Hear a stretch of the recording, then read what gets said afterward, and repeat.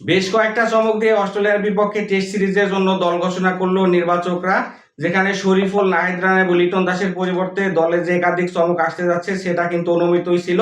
শেষ পর্যন্ত সেটাই সত্য হলো। 15 সদস্যের দলে অনেক বছর পর এখানে জায়গা পেলেন সৌম্য সরকার, প্রায় 5.5 বছর। তারপর আমি বলবো যে এটা আসলে অনেকটা এক্সপেক্টেড ছিল, কারণ আমাদের ওপেনারদের কিন্তু ব্যর্থতার কারণে সৌম্য সরকারকে দলে নেওয়া হয়েছে। যদিও তার টেস্টে অ্যাওয়ে ফর্ম কিন্তু খুব ভালো, পেস এবং বাউন্স উইকেটের কথা বিবেচনা করে সৌম্য সরকারকে কিন্তু দলে নেওয়া হয়েছে। পাশাপাশি জাকের আলী অনিককে কিন্তু লিটন দাসের বিকল্প হিসেবে নেওয়া হলো। যদিও অনিক এখানে ডোমেস্টিক ওইরকম ভালো পারফর্ম করেনি, কিন্তু আসলে আমাদের পর্যাপ্ত ব্যাকআপ না থাকার কারণে কিন্তু অনিককে এখানে নেওয়া হয়েছে। মুশফিক হাসানকে টেস্টে কামব্যাক করানো হয়েছে। যদিও এখন পর্যন্ত টেস্টে তার ডেবিউ হয়নি, কয়েকটা সিরিজে কিন্তু তিনি দলের সাথে ছিলেন। হয়তোবা অস্ট্রেলিয়ার সাথে ডেবিউ হয়ে যেতে পারে। তার পেস এবং বাউন্স কিন্তু খুবই এফেক্টিভ হতে পারে অজিদের কন্ডিশনে। হাসান মাহমুদের টেস্টে ফেরাটা কিন্তু অনুমিতই ছিল। এখানে নাহিদ রানা এবং শরীফুলের পরিবর্তে হাসান মাহমুদ অবশ্যই ভাইটাল একটা রোল প্লে করতে পারেন অস্ট্রেলিয়ার বিপক্ষে টেস্ট সিরিজে।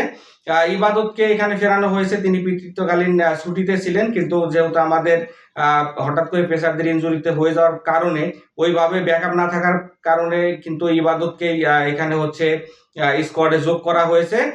বাকি সদস্যরা হলেন ক্যাপ্টেন নাজমুল হোসেন শান্ত, তামিম, সাদমান, মমিনুল, মুশফিক, অমিত।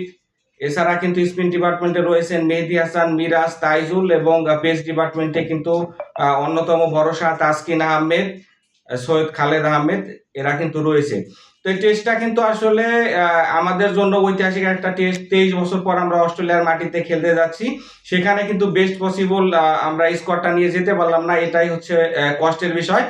সেখানে নাহিদ রানা এবং শরীফুল আমাদেরকে যারা টেস্টে স্বপ্ন দেখাচ্ছিল ভালো কিছু করা, তাদের কিন্তু আমরা নিতে পারলাম না। এর দায় কিন্তু অনেকটা বিসিবি এবং নির্বাচকদের নিতে হবে। সেটা না হয় অন্য একটা ভিডিওতে আলোচনা করব। ওপেনিং এ হয়তো বা সৌম্য সরকারের সাথে তানজিদ তামিমকে এই সিরিজে দেখা যেতে পারে, কারণ সাদমানের কিন্তু ফর্মটা ওইভাবে ভালো না এবং হাই পেসের বিরুদ্ধে কিন্তু তিনি বরাবর স্ট্রাগল করেন। সেক্ষেত্রে তামিম এবং সৌম্য সরকার হতে পারে ভালো অপশন, কারণ অস্ট্রেলিয়ার মাঠে আপনি শুধু ডিফেন্স করলেই জিততে পারবেন না। সেক্ষেত্রে কিন্তু মানে জেতা তো পরের বিষয়। অস্ট্রেলিয়ার মাঠে আসলে আপনার শুধু ডিফেন্স করলেই হবে না, অ্যাটাক করে কিন্তু অস্ট্রেলিয়ার পেসারদেরকে থামিয়ে রাখতে হবে, না হলে কিন্তু বাংলাদেশের জন্য খুবই খারাপ কিছু অপেক্ষা করতেছে। পাশাপাশি আমি বলবো যে এখানে মূল ভরসা কিন্তু আমাদের মিডল অর্ডার, যেখানে শান্ত, মমিনুল এবং মুশফিক রয়েছে, পাশাপাশি অমিতও রয়েছে। এখন দেখার বিষয় অমিত নাকি এখানে অনেক কার উপর আসলে টিম ম্যানেজমেন্ট ভরসা রাখে। স্পিন ডিপার্টমেন্টে এখানে তাইজুল এবং মিরাজের উপরে কিন্তু আমাদের শেষ ভরসাটা থাকতেছে। পাশাপাশি 5 জন পেসার রয়েছে, যেখানে হয়তোবা তাসকিন এবং হাসান মাহমুদ অবধারিত ভাবে থাকবেন যদি ইবাদত ফিট থাকেন, ইবাদত এবং হয়তোবা এখানে খালেদ আহমেদের মধ্য থেকে একজন অথবা 4 জনকে নিয়েও আসলে খেলাতে পারে টিম ম্যানেজমেন্ট।